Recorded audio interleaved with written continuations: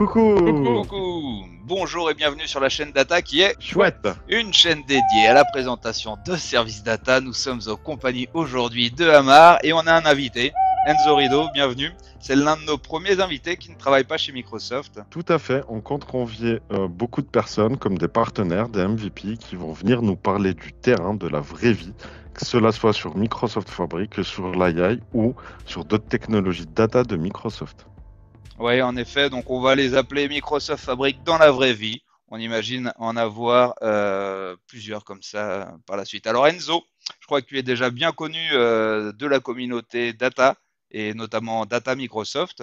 Est-ce que tu peux te présenter, présenter peut-être de la société dans laquelle tu travailles, à savoir Delaware? Yes, ben déjà, messieurs, merci beaucoup pour l'invitation. Un vrai plaisir d'être de l'autre côté de la vidéo cette fois-ci et pas juste de vous regarder, mais aussi d'en faire part à 100%. Donc, c'est un vrai plaisir. Donc, comme tu l'as dit, Romain, en effet, alors, connu ou pas, je ne sais pas, mais en tout cas, j'essaie de m'investir dans la commune data Microsoft depuis un petit moment maintenant, un peu plus de 2 ans, je dirais. Moi, ça fait 11 ans que je suis dans le monde de la data, j'ai 29 ans. Et on reviendra après sur mon parcours, hein, mais voilà, ça fait depuis 2018 que je fais vraiment un gros focus sur les technos Microsoft.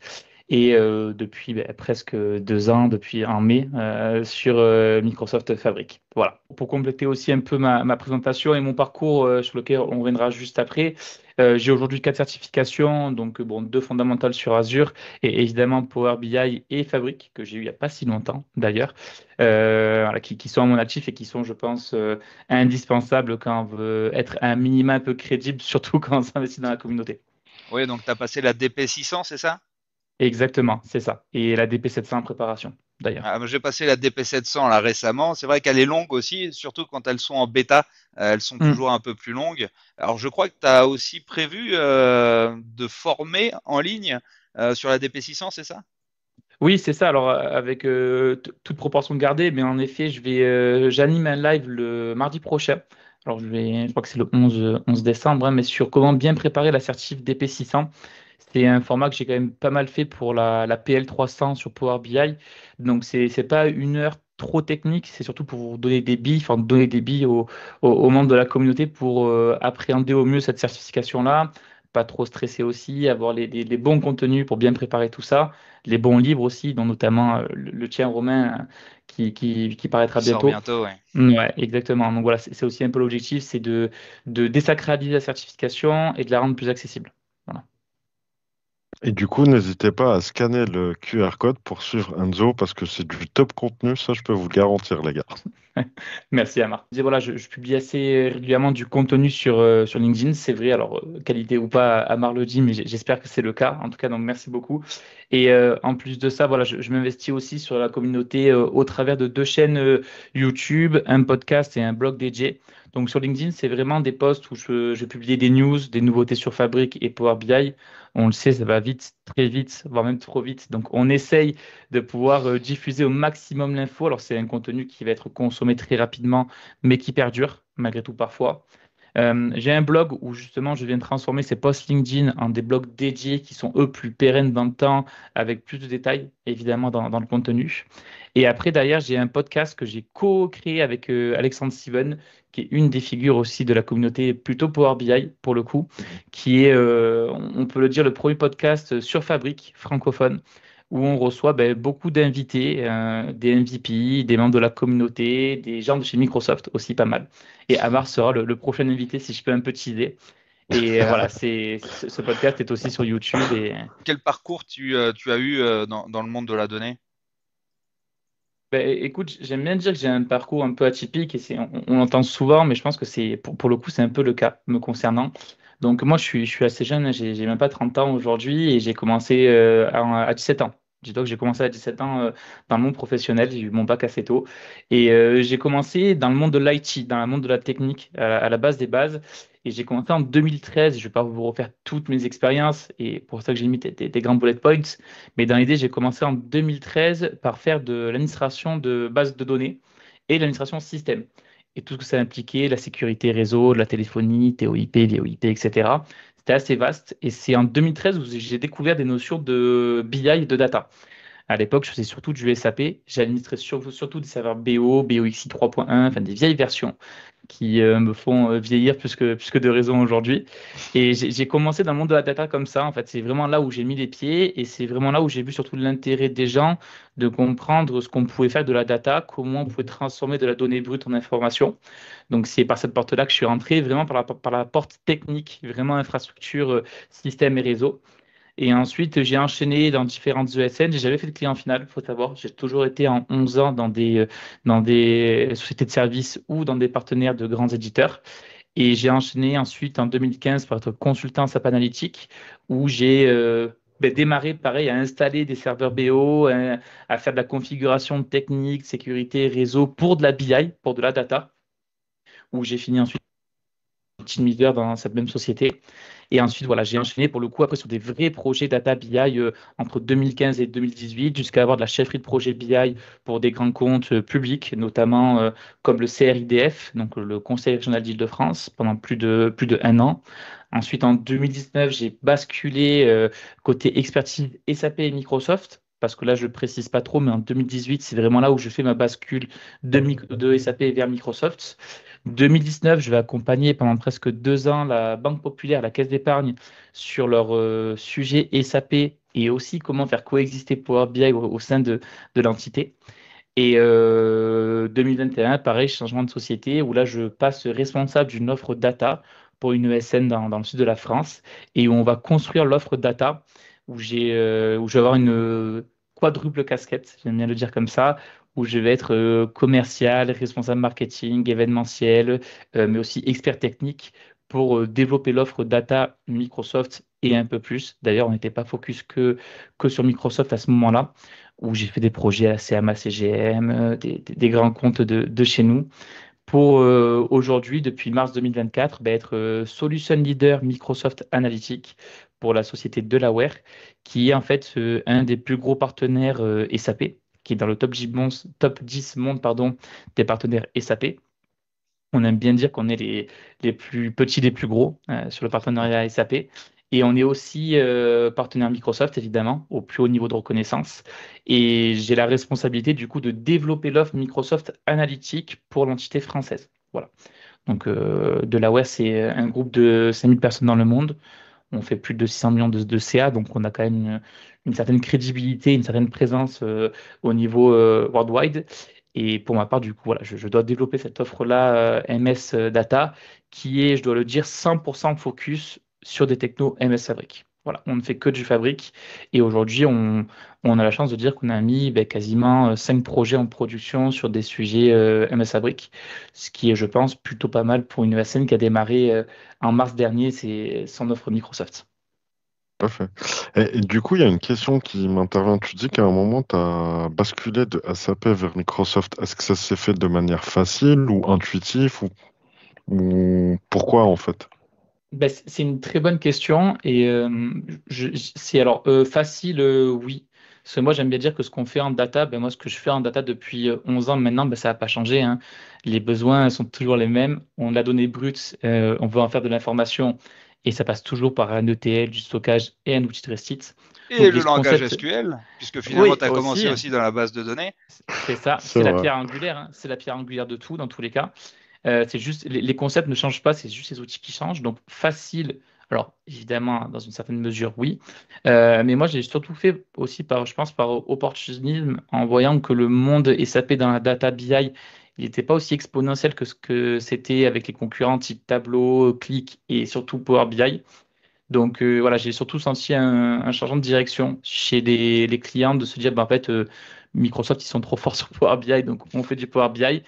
Et je me suis dit, il faut pas que je loupe la vague parce que je pense que dans 6 ans, ça sera trop tard parce le marché sera bouché en consultant. Et bon, c'est pas forcément toujours le cas, mais en tout cas, on sent que la tendance a vraiment évolué et SAP n'était pas aussi bon que les autres éditeurs sur cette partie-là. Tu as dit que vous êtes spécialiste sur Fabric. Comment vous avez fait en fait pour monter en compétence sur Fabric? Est-ce que ça a été lent ou surtout, qu'est-ce que tu peux dire à nos auditeurs? Quels sont les outils que tu as utilisés comme Microsoft Learn ou d'autres, hein, peut-être qu'on ne Mhm. connaît pas, euh, qui t'ont permis d'apprendre, simplement? Complètement. C'est une très bonne question. Et si je peux déjà faire un petit retour personnel sur comment moi je me suis mis au diapason de Fabric, parce que vous le savez encore mieux que n'importe qui, mais on sent que c'est vraiment le fer de lance de Microsoft et que c'est le futur de la data chez l'éditeur. Moi, à l'époque, quand Fabric est sorti donc en preview, en phase de test, donc en mai ou juin dernier, je ne sais plus exactement, j'étais encore dans mon ancienne société et tout de suite, bon, on l'avait vu hein, quand ça avait été annoncé, je crois que c'était la Microsoft Ignite, donc ça avait été annoncé, je ne sais plus exactement, mais Je crois. ouais, j'ai vu, je pense, 20 posts LinkedIn à l'heure sortir sur c'est quoi Fabric, à quoi ça va servir, c'est quoi ce nouveau truc que Microsoft nous sort. Donc, je sais que moi, dès le début, tout de suite, dès que les learns avaient été mis à disposition, je m'y suis mis. Donc, j'ai tout poncé de A à Z, du sol au plafond, tout ce que Microsoft offrait comme contenu, parce que, en fait, c'était tout neuf, tout nouveau. Et en fouillant un peu, je me suis surtout rendu compte que c'était certes neuf et ça pouvait faire peur, d'ailleurs, cette nouveauté-là, aussi rapidement.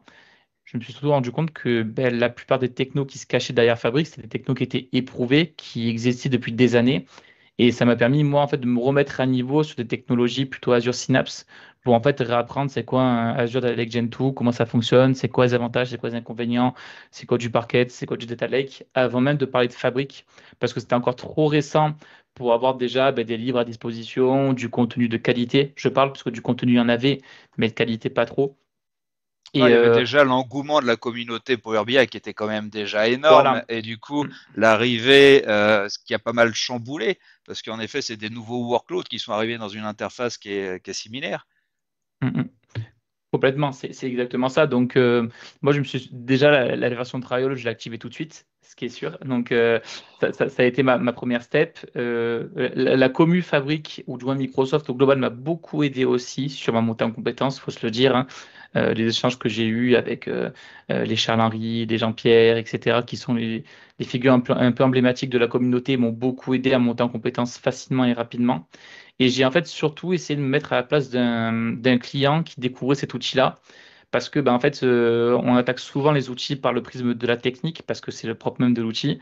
Mais en fait, j'ai essayé de comprendre, OK, mais c'est quoi exactement, à quoi ça va me servir et c'est quoi les éléments différenciants par rapport à un autre éditeur. Et au final, de faire un peu moi j'appelle ça le test du singe. Si on arrive à vulgariser à quelqu'un qui n'est pas technique un sujet technique, c'est-à-dire qu'on a tout compris, qu'on maîtrise son sujet. Et j'ai tout fait pour arriver à parler de fabrique à n'importe qui. Donc là, presque aujourd'hui, je suis capable d'aller voir ma belle-mère et de lui dire vas-y, pose-toi là, regarde-moi et je t'explique ce que c'est fabrique. Voilà, alors, j'espère qu'elle comprendrait, mais dans l'idée, si je tire le trait jusqu'au bout, c'est ça. Voilà. Ouais. Ouais. Ah, Et c'est énorme. ouais, voilà. Et j'ai fait après aussi des petits projets perso où j'ai récupéré en temps réel via de l'API la météo de New York et voir à quoi ça correspondait sur un rapport Power BI. Et après, voilà, j'ai évidemment fait des projets dans le monde pro chez Delaware qui m'ont beaucoup aidé. Et dès lors où il y a eu des formations en ligne qui me semblaient pertinentes, j'ai investi dessus aussi. Et aussi les fameux livres, dont notamment celui de Charles-Henri, Marie et Thomas, et le futur livre de Romain et toute l'équipe. Je ne vais pas citer tout le monde parce que je vais en oublier, mais le deuxième livre Fabrique français qui va sortir, qui sont des ressources inestimables, je pense, sur le marché pour bien démarrer.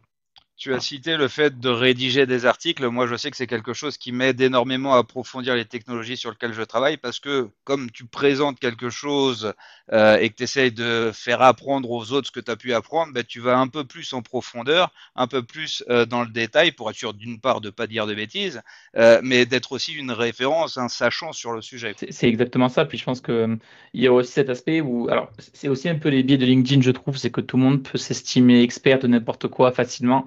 Mm. Et moi, j'ai du mal souvent, alors typiquement, à dire que je suis expert fabrique, je n'arrive pas à le dire parce que c'est trop récent pour l'être et très peu de monde l'est aujourd'hui, je pense. Mais le but, c'est pas savoir qui est expert ou pas expert. Moi, ce que j'aime bien, c'est quand on pose des questions, c'est d'avoir au moins quelques éléments de réponse pour rediriger, si ce n'est vers des contenus où on peut trouver l'information, ou alors avoir des éléments de réponse concrets à donner. Et ça, comme tu dis, ça passe que par il faut potasser, il faut potasser. Et c'est ce que j'explique aussi un peu à nos consultants aujourd'hui chez Delaware. Pour vous donner un petit chiffre qui est assez impressionnant, c'est que quand je suis arrivé chez Delaware, on était trois consultants Microsoft. On atterrit à fin décembre à quasiment 13 personnes. Donc on a fait un x4 sur l'équipe. Et toutes les personnes qui nous ont rejoints, qui n'avaient du coup jamais touché Fabric, parce que trouver des consultants Fabric, Je pense que c'est hyper rare sur le marché, qui a déjà fait des projets et Mhm. tout, c'était impossible. Et je me suis tout de suite abstenu de chercher des profils qui étaient experts dessus. Je cherchais plutôt des profils qui avaient ces concepts-là, data BI, c'est quoi un ETL, c'est quoi un entrepôt, c'est quoi un data lake, la contraction de lakehouse, enfin la contraction de lakehouse, à quoi ça correspond. Chercher du monde qui avait fait du Synapse auparavant, parce qu'en fait, Mhm. c'est juste une continuité très logique d'aller vers Fabric et ensuite les recruter, typiquement. Voilà. La Et pour première celles compétence, c'est peut-être de savoir apprendre, puisque finalement, on aussi, va rencontrer de plus en Ouais. plus des choses qu'on ne connaît pas.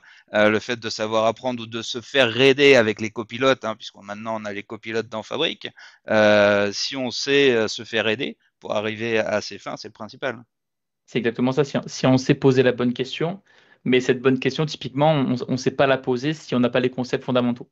Voilà. Et Ok. ça, c'est quelque chose, des fois, moi, dans mes entretiens de recrutement, bah, je pose des questions. C'est quoi un data mart? C'est quoi une zone ODS? C'est quoi la notion de médaillon qui est juste intermarketing selon moi? Tout à fait. Ça reste du B à bas pour être à l'aise dans n'importe quel outil. Après, voilà. Donc, c'est vraiment ça où moi je mets l'accent en tout cas, c'est que ça reste un outil parmi tant d'autres, pas forcément Fabric, hein, mais Mhm. il faut maîtriser Mhm. les concepts. Voilà. Tu prêches à convaincu. Kimball, de nos jours, c'est quelque chose pour moi qui reste primordial dans la BI, hein. Mm, mm. Complètement, complètement. On aura beau rajouter des termes marketing ou complexifier avec des anglicismes pas possibles. Enfin, j'ai fait un podcast chez DataGen, chez Robin Conquet, Mhm. qui est un des premiers podcasts data, je crois, en France. Et on parlait de fabrique et je disais, mais en fait, très souvent, nous, ce qu'on fait, c'est du basique et c'est pas réducteur ce que je dis, mais très souvent, on va avoir des équipes de financiers, de contrôleurs de gestion. Ils font du Excel depuis 15 ans, 20 ans. Ils en peuvent plus de leurs fichiers qui font 200 MO. Ils veulent juste un peu automatiser le tout, gagner du temps. Mais en fait, Mhm. la BI, c'est ça aujourd'hui. Enfin, le C'est ce qu'on marché faisait il y a français, une voilà. quinzaine d'années quand j'ai commencé la Voilà. BI. Voilà. En Et c'est effet. ce qu'on fait toujours aujourd'hui. Malheureusement ou pas, j'en sais rien. Mais en tout cas, c'est ce qu'on fait. Et on ne peut pas mettre la charrue avant les bœufs et parler d'IA alors qu'on n'a même pas une data platform à disposition. Voilà. Tout à fait. Je Mm. suis complètement en phase, oui. Super tout ça. Est-ce que tu peux nous parler maintenant de projets qui t'ont marqué ou qui ont répondu à des besoins de tes clients? Yes, carrément. Et ben, comme je disais un peu tout à l'heure par rapport à Delaware, on a aujourd'hui quasiment même 6 projets en production donc qui sont chez nos clients qui ont acheté des licences et qui sont plus en version trial sur du Fabric. Et voilà, je trouvais intéressant de parler de deux contextes techniques qu'on pourra, ben, en fonction de vos questions, un peu plus approfondir. Mais dans l'idée, avant même de parler des projets clients, ce que vous avez craint, nous, c'est ce qu'on propose très souvent, ou du moins ce qu'on présente à nos clients sur une infra un peu type. Alors, on l'a pas forcément inventé, hein, c'est ce que préconise aussi Microsoft pour montrer un peu toutes les briques data qu'on a au sein de Fabric. Mais aujourd'hui, le besoin est toujours le même, hein, c'est ce qu'on s'est dit auparavant. On a la production d'un Mhm. côté à gauche, on a la consommation à droite. Si aujourd'hui on n'a pas une plateforme data au milieu qui vient unifier, rationaliser et rajouter une couche de gouvernance entre cette consommation, cette production, ben, comme on dit chez nous, ben, c'est le bordel, c'est le fouillis, c'est le chaos et on a de la consommation en spaghetti des données. Et on s'en retrouve comme le gouvernement suédois qui perd 30 millions 30 millions d'euros parce qu'ils ont fait un mauvais copier-coller sur Excel. Voilà. Exactement. Et aujourd'hui, Fabric, ben, il met vraiment un coup de propre dans tout ça. Et ce qu'on montre à nos clients, c'est voilà, ce que vous avez à l'écran aujourd'hui, ça c'est compliqué. C'est vrai, ça peut faire peur. Vous voyez du real-time intelligence, vous voyez de la data science, mais c'est juste pour vous montrer que toutes les briques data dans Fabric, elles ont un sens, elles ont une utilité. Et on peut aller faire de la récupération de données très simple avec un bon Dataflow Gen 2 ou un copy activity avec un pipeline, foutre ça dans du OneLake, aller faire du data processing, donc stocker ça dans du warehouse, dans du lakehouse, facilement dans une seule plateforme pour ensuite le consommer. Mhm.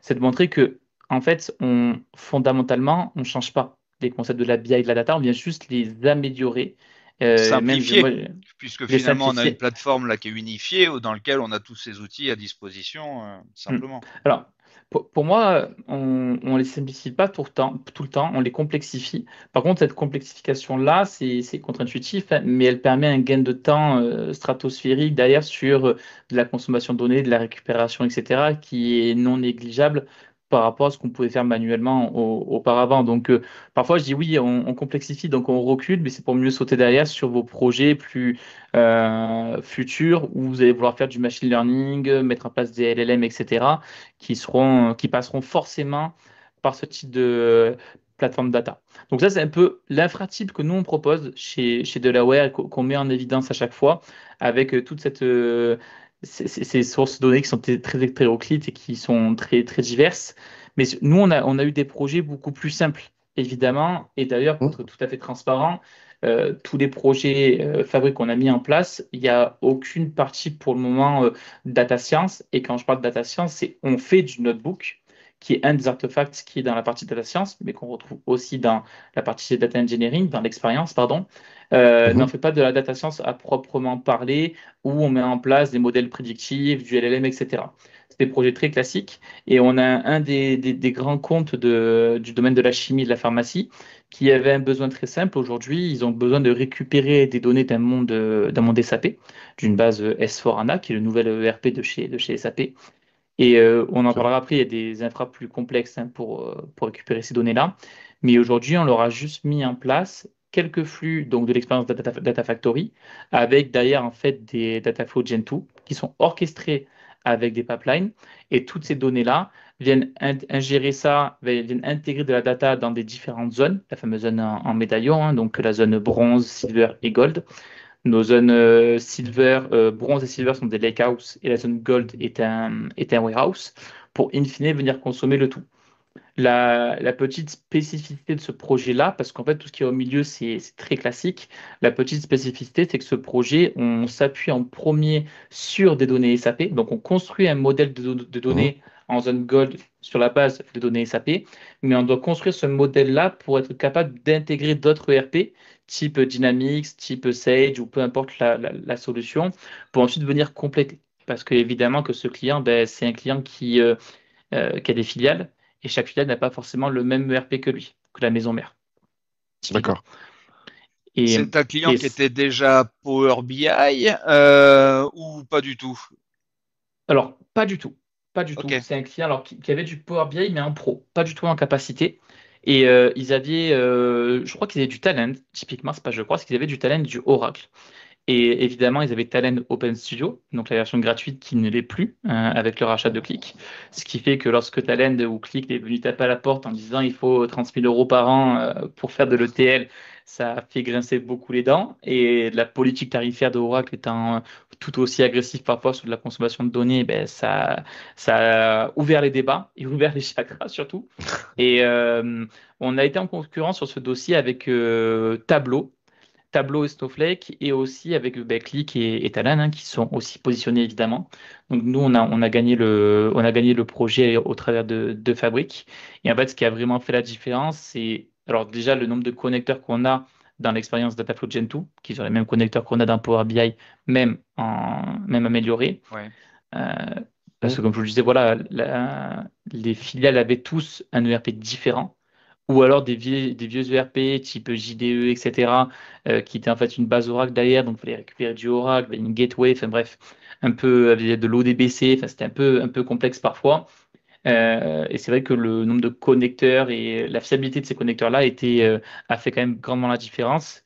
Et ce qui a surtout fait la différence, c'est que les personnes qui savaient faire du Power BI, donc en mode pro, surtout sur le service, ne seraient pas perdues. Donc, toute la C'est vrai. face invisible de l'iceberg, pour eux, ça ne changeait pas. Mais toute la face visible, pour les users, ne changeait surtout pas pour eux. Et ça, c'était un argument de masse pour dire, bah, en fait, OK, en fait, on change tout le background, mais pour vous, en fait, on change que le moteur. La voiture reste la même. Et Et ça, alors, du c'était. coup, vous avez utilisé le mode direct lake ou vous êtes resté en mode import ou même direct query ou Alors, composite? ouais, typiquement, nous, le DirectX, on n'a pas été trop convaincus des perfs, notamment. On sent que pour le coup, ça fait partie des solutions qui sont encore toutes fraîches par rapport à Fabric, qui sont vraiment arrivées avec Fabric, hein. On n'avait pas d'équivalence auparavant. Mhm. On nous voit un peu le Direct Lake comme le meilleur des deux mondes. Alors, ça l'est parce que sur le papier, ça peut vraiment apporter beaucoup de choses, mais on sent que c'est encore un peu frais sur Non, le, puis pour sur, des sur le- volumétries peut-être où on n'excède pas un certain nombre de lignes, il n'y a pas mieux que le mode import. Ouais, exactement, Ouais. exactement. Et puis on n'est pas limite, enfin, on n'a plus cette contrainte-là d'avoir un nombre de refresh, des modèles sémantiques, etc. Donc bon, vu qu'on est sur de la consommation de CU, on se pose un peu moins la question. On a fait des tests de type où on va faire du direct lake sur des vues dans du warehouse, par exemple, Ouais, donc tu qui fais ont du eu des, fallback. voilà, exactement, qui ont eu des perfs assez catastrophiques. On ne s'attendait pas à des perfs aussi mauvaises, mais typiquement, c'est pas des choses qui ont été rédhibitoires ni pour le client quand on a fait le proto, ni pour nous, parce que on sait que l'outil il évolue vite sur Fabric. On le voit bien. Moi, on aime bien dire dans la communauté, regardez Power BI en 2015-2016 quand c'est sorti, comment on crachait sur l'outil et comment il est aujourd'hui. Donc moi, je ne me fais pas trop de soucis pour le Direct Lake Non, c'est un up-to-date, nouveau typiquement. mode, mais C'est il ça. ne remplace pas non plus le mode import qui Les reste deux autres, Exact. ouais. Et le plus puis, en performant. fait, on a toujours les deux autres modes de connexion qui marchent très bien aujourd'hui. C'est juste un plus qui est pas encore au point, mais c'est pas grave parce qu'on a toujours le Direct Query.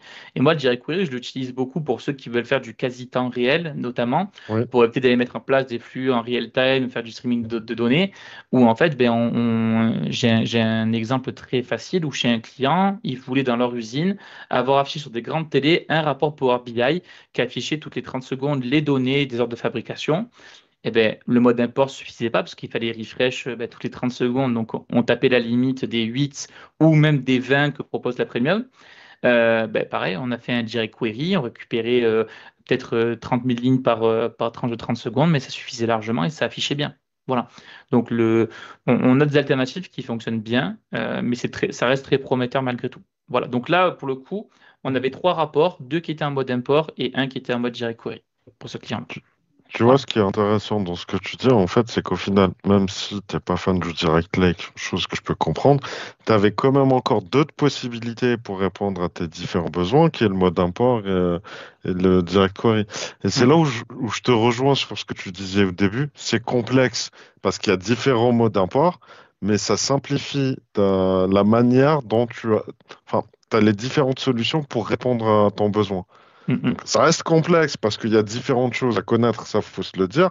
Par contre, ça simplifie ta manière d'approcher les choses parce que si c'est pas A, tu pars sur B. Exactement. Et c'est un peu le sujet qu'on avait eu avec Charles-Henri, justement. J'ai fait un live chez lui aussi sur le Fabric Tree Decision, où on voulait un peu aider les gens à choisir la bonne expérience pour le bon Mm. besoin. Et en fait, il y a pas de vérité absolue. Il y a des règles un peu générales où on se dit toujours, ben, aller faire un copy activity, c'est moins consommateur que faire un Dataflow Gen 2 qui fait la même chose, par exemple. Mais en fait, ça Mhm. dépend vraiment de plein de Des choses, connaissances de chacun, des exactement. appétences, et Ouais. qui c'est qui va maintenir, est-ce qu'il a les compétences pour le maintenir. Bref, il y a pas mal de choses à prendre en considération, en plus de la Mais c'est particularité de l'objet, quoi. c'est Mm. exactement ça. Et d'ailleurs, tu dis un très bon point. Et souvent, ben, honnêtement, on répond à beaucoup d'appels d'offres hein. Sur Fabric, on sent qu'il y a un engouement même du côté des clients. Et Microsoft a fait un bon travail de prospection et pour convaincre les clients.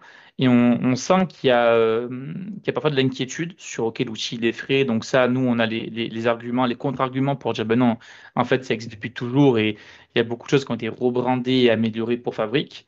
Et moi, ce que je dis à chaque fois, c'est que au final, les technologies, les langages qu'on utilise dans Fabric, c'est quoi? Ben, c'est du SQL, c'est du Python, c'est du Mm. PySpark. Il y a du M et DAX qui sont spécifiques à Power BI, mais pour une population qui est habituée, ben, on retombe sur les mêmes pattes. Mais si on revient Mm. sur SQL et Python, aujourd'hui, tous les profils qui sortent d'école, tous les bootcamps qu'on connaît, ils apprennent quoi? Ils apprennent Python et SQL, notamment. Donc, en fait, en termes de ressources sur le marché, on trouvera dans 4 5 ans des personnes qui sauront faire naturellement du Fabric parce que le langage, on n'a pas réinventé des choses qui n'ont jamais existé. Voilà. Donc, et ça, je trouve que c'est une force incroyable pour Fabric. C'est de dire, ben, Mm. on fait du SQL et du Python. Voilà, pas plus. Alors, est-ce que vous avez rencontré des difficultés dans la mise en place ou dans l'onboarding du client, ou Ben, quels ont été peut-être ses retours au client? Hmm, hmm. J'irai même plus loin, Romain, par rapport à toi. Est-ce que vous avez rencontré des bloqueurs qui sont peut-être liés carrément à Fabric? Comme tu dis, ça évolue. Peut-être qu'il y a des limitations ou des bloqueurs au jour d'aujourd'hui, tu vois. Ouais. Alors, il y a un gros bloqueur côté SAP, mais qui est propre à un contexte SAP et Microsoft sur lequel on reviendra juste après, parce que pour moi, c'est un sujet à part entière. En termes de limitation, alors moi, j'aimais bien dire que je prenais le pari de ne pas avoir le connecteur dédié dans Dataflow Gen 2 pour le client, et j'ai eu affaire deux, trois fois des clients qui avaient besoin d'un connecteur qui n'existait pas. Donc, on devait passer par un connecteur générique ou une API, un OData, etc. Il y a du coup aussi ses limites. Donc ça Mhm. forcément, mais ça c'est propre au partenariat qu'on va avoir entre Microsoft et les éditeurs concernés. Mais j'ai une petite anecdote par rapport à ça. C'est le 19 novembre, on a fait un gros événement chez Delaware, ce qu'on appelle l'Inspiration Day, et j'avais un corner sur Fabric. Et j'ai un client, un prospect qui vient me voir, qui me dit, Enzo, est-ce qu'on a un connecteur Snow, donc ServiceNow, dans la Dataflow Gen 2? Et je lui fais, écoute, non, on n'a pas. On sait aller faire de l'API pour la récupérer, etc. Mais connaissant Microsoft, ça ne saurait tarder. Et je le jure, ce que j'ai de plus cher, le lendemain, vous avez annoncé que le connecteur ServiceNow était disponible dans Fabric. Et tout de suite, j'ai fait le mail, j'ai fait, ben voilà, regarde à quel point ça va vite, à quel point ça évolue Ouais. vite. Donc moi, j'ai eu quelques limitations par rapport à ça. Des limitations techniques aussi pour les clients sur la compréhension surtout de ce qu'ils payaient et de comment ils le consommaient, surtout. Parce que, alors ça, c'est vraiment un sujet par entière. La partie licence, elle est pour moi très claire. Parce que depuis que j'en parle et que je la vends, je sais l'expliquer. Donc, j'essaie beaucoup de vulgariser énormément mes propos sur la partie licensing, parce que Mhm. sinon, on s'y perd. Mais c'est très abstrait pour les clients, la partie licence. Donc, moi, la limitation que j'ai eue, c'est face à une direction d'aller justifier pourquoi ça va vous coûter 5 000 euros par mois et qu'est-ce que vous allez payer exactement. Leur dire, vous n'avez pas payé des CPU, de la RAM, du stockage, même si le stockage, on l'a séparé évidemment. Mais voilà, moi, cette limitation-là sur la compréhension et même le sizing des licences, parfois, qui n'était pas si évidente que ça, je trouvais. On a une Même, Fabric Calculator qui arrive et qui va permettre de voilà, faciliter le choix de la taille. Après, on ne trouvera pas l'outil magique qui va nous donner le bon exactement. SKU, puisqu'il y a énormément de choses à prendre en considération. Ce qui est intéressant, c'est qu'on va pouvoir scaler à l'heure. Donc même si C'est vous vous ça. trompez sur une capacité, bon, on peut toujours rectifier. Et puis il y a les rails qui sont là, les reservations, qui nous permettent aussi peut-être de diminuer le coût si on est sûr d'avoir au moins un certain nombre de CU qu'on veut payer moins cher. Ouais, c'est exactement ce discours que j'ai en me disant, bah, en fait, même parfois, moi, je commence beaucoup mes projets en pay as you go. On commence sur une petite licence en F8, bon, F4, on la consomme Mhm. vite, hein, mais en F8, F16 en pay as you go, on la démarre et on l'allume dès qu'on fait nos tests et nos devs. On liste ça sur 24 heures et on voit comment ça se comporte. Et après, en fonction de ça, on vient réajuster ou non sur une résa plus importante. Et pour le coup, voilà, on commence à avoir ce retour d'XP en disant, on ne sait pas vous dire ce que ça correspond en termes de CPU, de RAM, etc. Par contre, on sait qu'un Dataflow Gen 2, bah, ça consomme X CU à l'heure. Mhm. Si on en lance 20 par heure, bah, ça vous fait ça en CU minimum à avoir. Lissé sur 24 heures avec une petite galipette, on arrive à avoir une capacité à peu près adaptée. Voilà. Donc voilà, ça c'était la limitation. L'autre limitation, moi je trouvais c'était sur les trials notamment, quand on faisait les POC et les protos, je trouvais que les perfs, ils n'étaient pas dingos. Alors quand je parle de perfs pas dingos, hein, je vais être un peu plus précis, c'est de la récupération de fichiers Excel ou de 200 000 lignes qui prenaient 1 heure, alors que sur un équivalent on-prem, on mettait 1 minute 30. Ça, j'ai eu les explications de Microsoft, c'est que les serveurs trials sont partagés avec tout le monde. Donc, Dans le quand tous les .NET. Américains, Ouais. voilà, quand tous les Américains se réveillaient, que tout le monde bossait dessus en même temps, c'était un peu compliqué. Donc voilà, il y a eu plein d'explications. Donc ça a failli être un bloqueur pour certains clients quand ils font le POC et qu'ils se rendent compte que les perfs, elles sont 4 fois pires que ce qu'ils avaient on-prem. C'est dur à justifier, mais quand on Mhm. passait en pay-as-you-go, ils captaient tout de suite que ça marchait bien. Et après, l'imitation, c'est plus dans l'appréhension de l'outil en lui-même, un peu perdu dans les expériences chez les clients. Qu'est-ce que je fais? Est-ce que je fais un notebook? Est-ce que je fais un pipeline? Est-ce que je fais un copy activity? Est-ce que je fais un data flow? Est-ce que je fais une procédure stockée? Qu'est-ce qui est plus performant?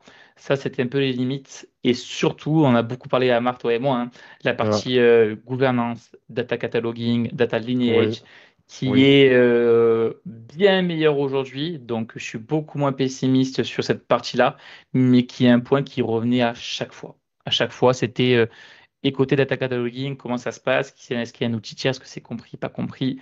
Donc, on commence à avoir de belles réponses avec notamment le OneLake Data Catalog, Ouais. voilà, Mm. qui est pour moi le game changer des annonces de la Microsoft Ignite.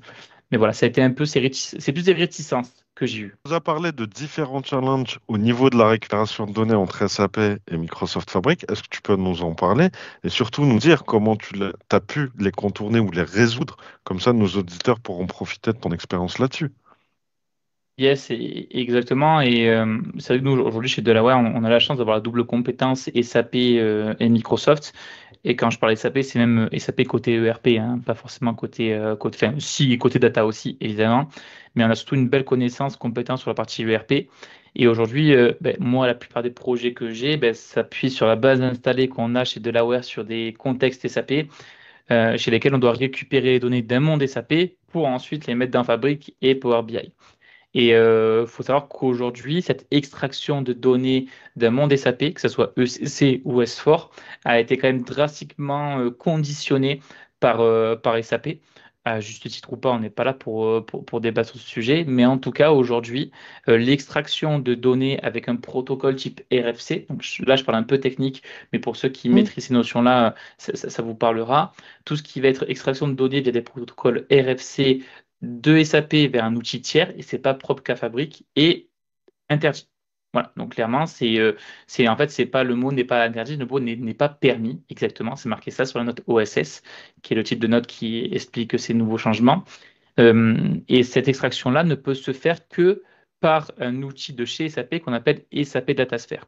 Ce qui veut dire qu'aujourd'hui, on ne sait pas et on ne peut pas connecter Fabric directement à un ERP ECC ou un ERP S4 pour récupérer les données.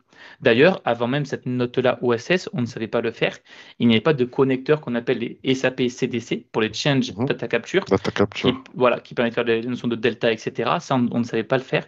On a été obligés de passer par un Azure Data Factory pour faire Mhm. l'intermédiaire entre SAP et Fabric.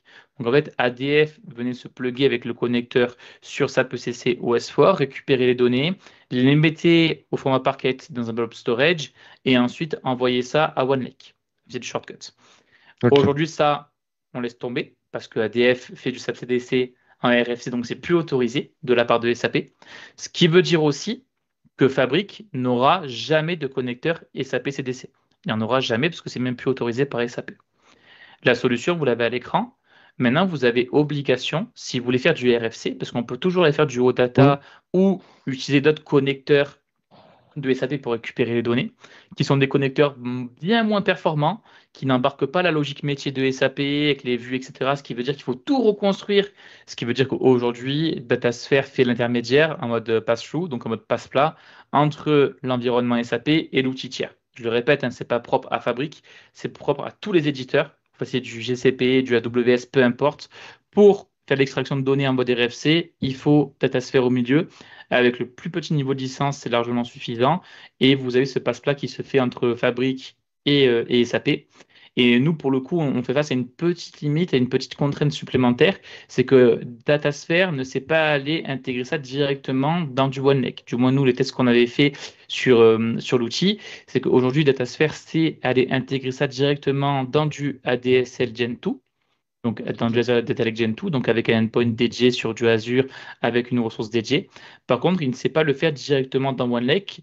Et d'ailleurs, dans la doc SAP, c'est précisé, il faut qu'on fasse pour le moment un shortcut entre le OneLake et ADSL Gen 2.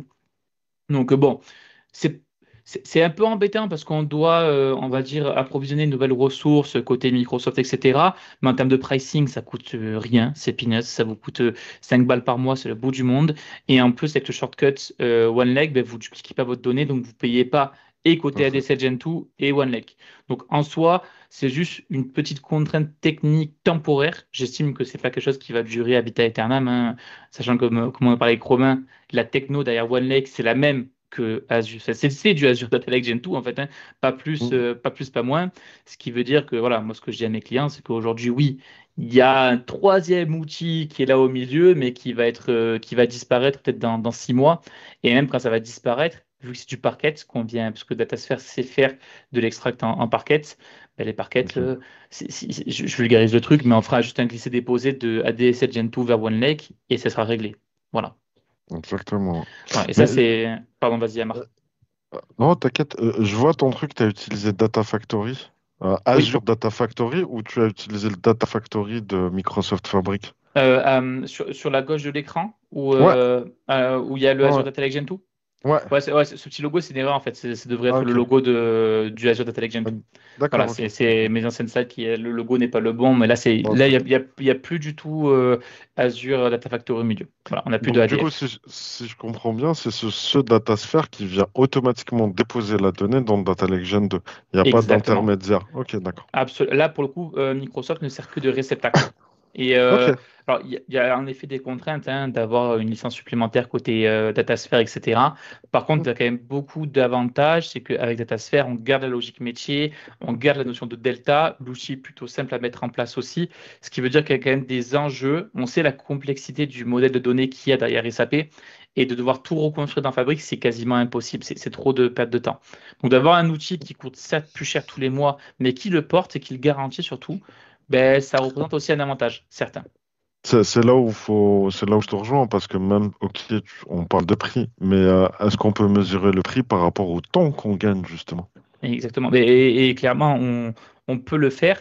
Et en fait, on peut surtout le faire pour des clients qui sont encore sur des vieilles technos comme SAP ECC, qui vont Hmm. migrer vers du S4. Demain, d'avoir un datasphere qui est plugué sur ECC, quand ils migreront vers S4, ben, cette migration va être quasiment transparente pour la partie data BI. Parce qu'il ne faudra pas tout reconstruire, parce que les extracteurs qu'on utilise côté ECC sont les mêmes côté S4, à quelques exceptions près. Ce qui veut dire que le gain de temps sur une migration de RP, ben, elle est stratosphérique pour des clients qui ont ce type de projet-là. Ouais. Et en plus, tu peux rajouter cet outil à d'autres outils comme Microsoft Fabric et ainsi de suite. Donc, c'est jamais perdu au final. Exactement, exactement. Super, ben merci pour cette présentation. On voit que dans Microsoft Fabric, on rajoute de plus en plus de nouveaux workloads. On peut citer le RTI, tu en as parlé, mais maintenant on a les AI skills, on a aussi les graphes SQL, on a aussi les databases. Est-ce que ces nouveaux workloads vont permettre de répondre à des besoins que tu as déjà identifiés chez tes clients? Ben, écoute, c'est une très bonne question et en fait, c'est même des besoins auxquels on n'a jamais su répondre au début chez certains de nos clients. J'ai un de nos clients qui, à La Réunion notamment, qui gère un peu toutes les grandes marques en France, hein, type La Redoute, etc. Et en fait, aujourd'hui, ils avaient un gros besoin de rationaliser leur solution data. Je ne parle pas que BI, hein, je parle vraiment de data, c'est volontaire, pour aller faire du transactionnel et aussi du relationnel pour de la BI notamment. Et Fabric avait été choisi pour faire toutes les briques, justement. Et on sentait, c'était en juillet dernier, qu'il y avait certainement que, notamment côté base de données qui était plus orienté transactionnel, ou même de l'amélioration sur des flux type Kafka, pour faire de l'équivalence Kafka dans Fabric avec des messages, etc. Ça, on sentait que c'était encore un peu frais à l'époque. Et toutes ces nouveautés qui ont été amenées avec ben, la fabrique conférence community, etc. à Stockholm, ou même Microsoft Ignite, Ignite. Ouais. ont vraiment ouvert ces portes-là et ont changé aussi l'approche qu'on a dans Fabric. C'est qu'on a cette approche maintenant aussi, base de données transactionnelles classique pour faire des applications dédiées, etc., pour stocker la donnée, et tout de suite être dans la même plateforme pour aller en faire de la BI. Et ça, typiquement, c'était un vrai besoin de mes clients, d'un client en particulier, qui voulait remplacer tout son système Kafka par Fabric. Et à l'époque encore, c'était pas forcément adapté. Maintenant, ça allait totalement. Parce qu'on se base sur la même techno et la même récurrence, et c'est même plus simple à gérer. Parce que gérer du Kafka en Linux, en Unix, c'est jamais évident. Et on sent que ces nouveautés-là transforment aussi l'approche. Et moi, ce que je vois surtout, c'est que parfois, le client, on n'arrive pas à aller ouvrir sa porte par le prisme de la BI analytique. Par contre, on va réussir à ouvrir la porte par le prisme du coup du transactionnel avec du Fabric Database, par exemple. Et j'ai dit, écoute, c'est pas grave, paye au début pour juste du Fabric Database et tu verras que petit à petit, tu vas avoir des besoins d'analytique de BI auxquels Fabric pourra aussi répondre. Et vu que tu seras dans le même environnement, ce sera plus simple pour toi pour l'activer. Et ça, ce discours, on l'a aussi pour la partie technique, sur les expériences et les workloads qui sont rajoutés, mais on l'a aussi surtout chez Delaware sur la partie sustainability, notamment, sur tous les enjeux CSRD, ESG, etc. Donc, on sait qu'il y a le Microsoft Sustainability, j'ai oublié le On nom. a des workloads par industrie maintenant dans Microsoft Voilà, Fabric Mm. et on a exactement. notamment le sustainability, oui. Voilà. Mm. Et typiquement, ces outils-là, ces workloads-là, le prix d'appel en licence, il peut être parfois un peu important pour des petites PME, etc., etc. En fait, ce qu'on leur dit, c'est qu'ils sont pas obligés tout de suite de commencer avec ces gros outils, mais ils peuvent commencer juste avec Fabric, qui est une plateforme data. Et en fait, vos enjeux CSRD, c'est quoi? C'est de récupérer des données et d'en faire du reporting. Donc en soi, Fabric, c'est y répondre nativement, naturellement. Mhm. Et nous, on a des approches aussi en disant, commencez petit, mais commencez avec Fabric, avec les quelques workloads. Et après, si besoin, vous allez sur des services plus haut de gamme, etc. Mais Fabric, c'est la base de tout. Votre plateforme data, c'est la base de tout. Et maintenant, vu qu'on répond à tous nos enjeux technico, fonctionnels, etc., Mhm. on a une porte d'entrée unique qui est géniale. C'est vraiment une boîte à outils. Super. C'est cool. Merci pour tout ça, Enzo. C'était notre première Microsoft Fabric dans la vraie vie. Je pense que c'était en tout cas pour nous super intéressant. Si vous avez aimé ce nouveau format, n'hésitez pas à nous le faire savoir. Et sinon, on vous dit à bientôt. Encore merci, Enzo. À bientôt. Merci à vous, Enzo. messieurs. À bientôt. Au revoir. Merci, à plus, ciao.